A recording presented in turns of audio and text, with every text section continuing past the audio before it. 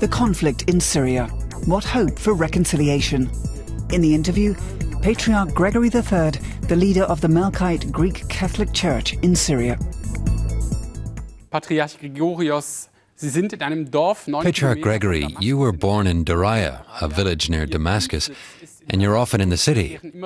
How is life for people in Syria in these times of terrible civil war? How is it for Christian communities? Wie geht es den christlichen Gemeinden? Über 100.000 Menschen sind getötet. More than 100,000 people have been killed and about 8 million driven from their homes.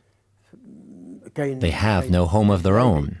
In Syria, outside of Syria, that includes about 450,000 Christians who are now living away from their homes in Syria. They've taken refuge in Jordan and in Lebanon, where they may have family or friends, or they've simply rented somewhere to live.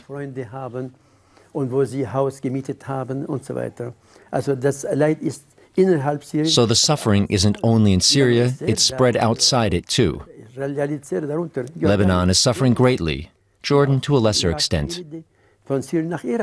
People used to flee from Iraq to Syria, now they're fleeing from Syria to Iraq, to Egypt, to Turkey, and farther afield, to Sweden and elsewhere in Europe.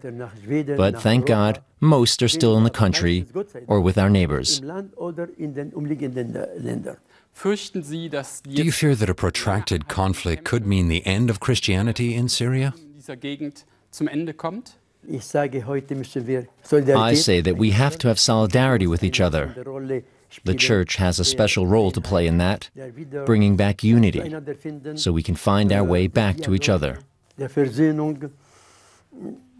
have to call for dialogue, reconciliation, and mutual respect in order to give people hope, and also make efforts to communicate that. That's very important. But the images we see daily from Syria show something else. Dozens of people dead and ongoing destruction. Do you still have hope for your country? That's why it's so important to set a different precedent. By rebuilding, for example, opening schools and new institutions, new hospitals have been opened. I think that strategy is a good one. Destruction is one side, but also the will to rebuild. And exactly this counterpoint can reduce the fear a little and give back hope, so that the people have the confidence to stay.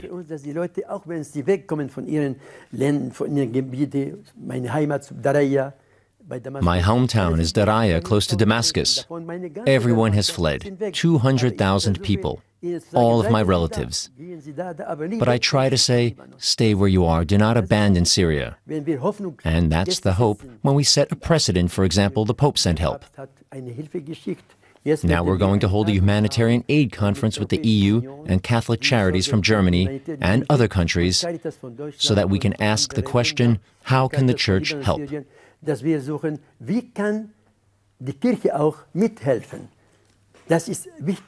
Not just Christians, we help both groups, Christians, Muslims, anyone who comes to us. But we want to be able to provide more help, so that help brings faith, faith that we can live together.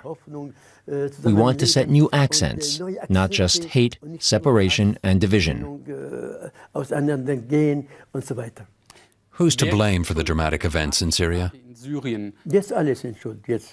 Now everyone's to blame. At the start, the opposition was small.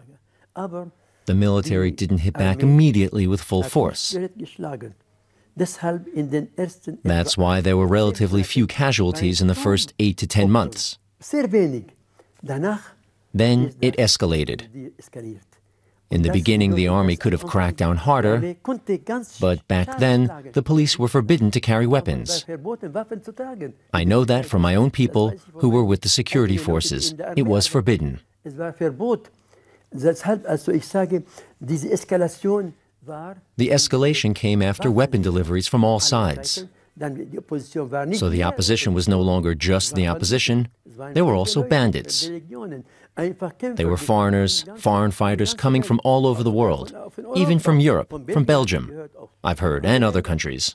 Then things got very complicated. The weapons also strengthen the government, the regime. They recruited fighters for their side to defend them. The opposition was also well supplied with weapons, so that's why the escalation happened after the first 10 months. In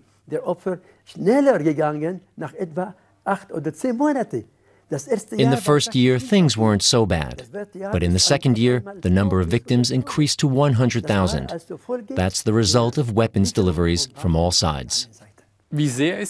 How big is the problem that increasing numbers of Islamist fighters are coming to Syria and making the violence worse?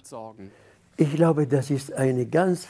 believe that this conflict has been imposed on Syria from outside.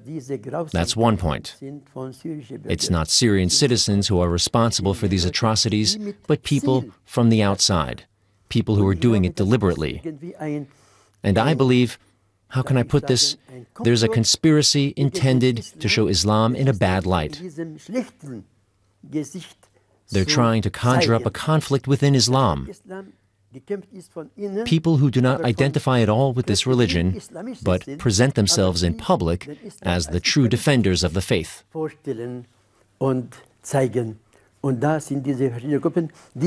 They are people who take on no responsibility, who fight each other instead of communicating. That's a sign that it's not about democracy for them, or opposing the status quo, or new visions, new freedoms, or about these slogans that you hear everywhere. It has nothing to do with that. You hardly ever hear about democracy anymore. You just hear for the regime, against the regime, weapons here, weapons there. Where is the vision for a revolution, for a so-called revolution? Wo ist die Vision für so eine Revolution, angebliche Revolution? Do you have a vision for Syria? Do you expect that the country will have to be split in two? I'm against any division, especially as a Christian, as one of the faithful, and as a shepherd. I am for the unity of Syria, but also for unity among the Arab states. The biggest danger for the Arab world is its division. For me, the divisions in the Arab world are worse than the destruction of churches, mosques, and schools. That presents the biggest danger for Europe and for Islam in Europe. If the problems in the Middle East were solved, if the conflict between Israel and the Palestinians was solved, then believe me, Europe would be much more relaxed about Islam. And Islam would feel more at home here, in a country where human rights receive much more respect than they do in the Middle East.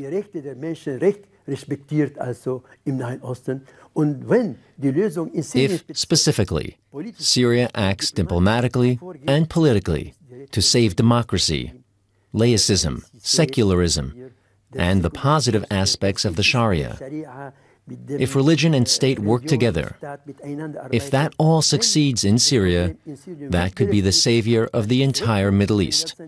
But if you use violence, pitting group against group, then that's detrimental to the Middle East.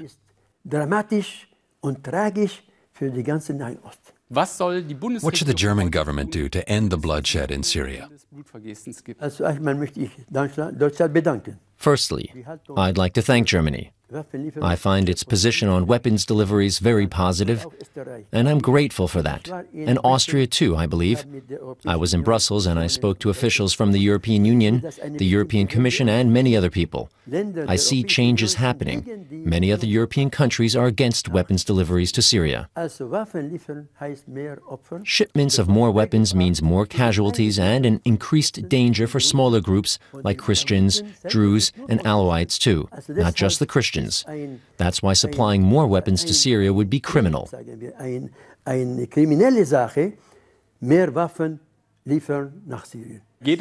Is it about finding an overall solution for peace in the Middle East? I believe that is correct. I believe that if now, through Syria, the problems in Egypt, Jordan, and Lebanon are solved in a politically balanced fashion, then a solution to the conflict between Israel and the Palestinians comes next. And then a life together. Dialogue between Islam and Christianity really is possible.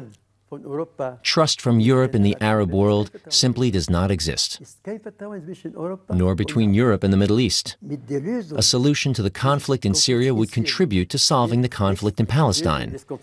And then there would be more harmony between Europe and the Middle East, and America too. I'm convinced that Europe has a major role to play.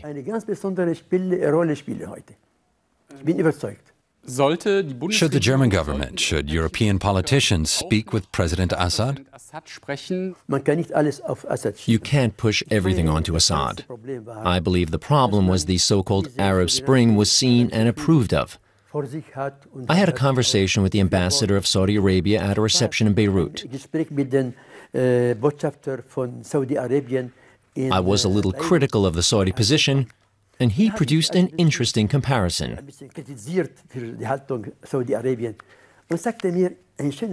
3 things have to be kept in mind: revolution, vision, and development. If a revolution occurs without vision and development, then destruction is the only result. That's exactly what we see in Egypt and Libya, a revolution and its destructive consequences. To this day, there is no vision.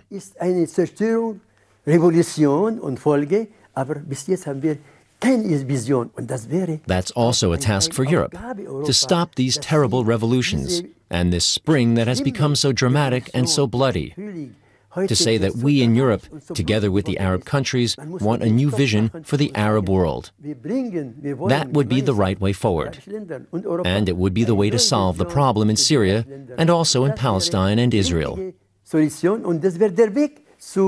Lösung des Problems Syrien, aber auch Palästina und Israel. Your Eminence, thank you for talking to us. Dankeschön.